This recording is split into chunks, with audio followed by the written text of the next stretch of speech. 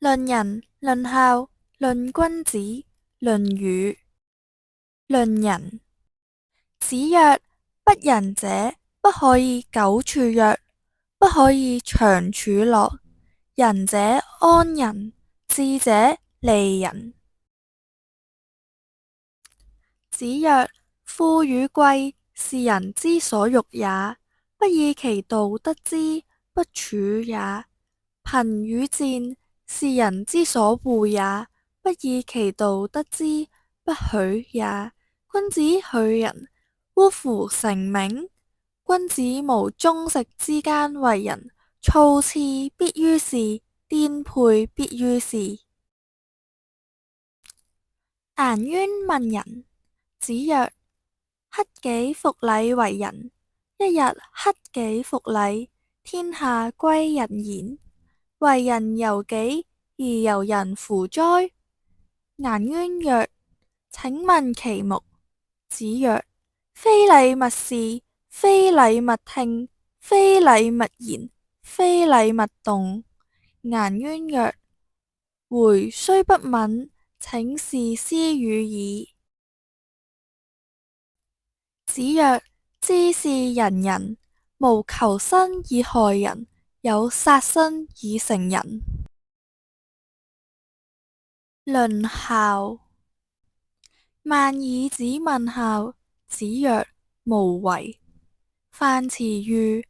子告之曰：孟孫問孝於我，我對曰：無為。樊遲曰：何為也？子曰：生，事之以禮；死，葬之以禮；祭之以禮。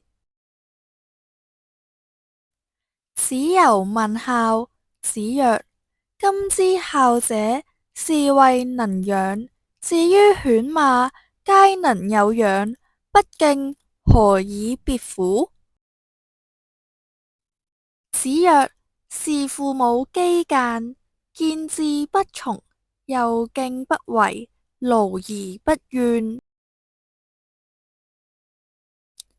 子曰：父母之年，不可不知也。一則以喜，一則以懼。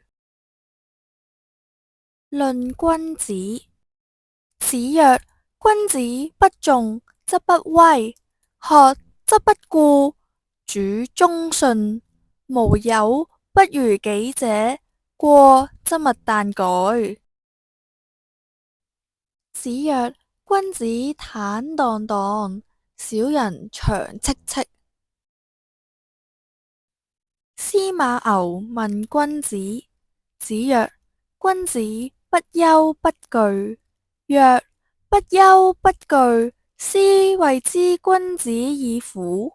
子曰：內省不疚，夫何憂何懼？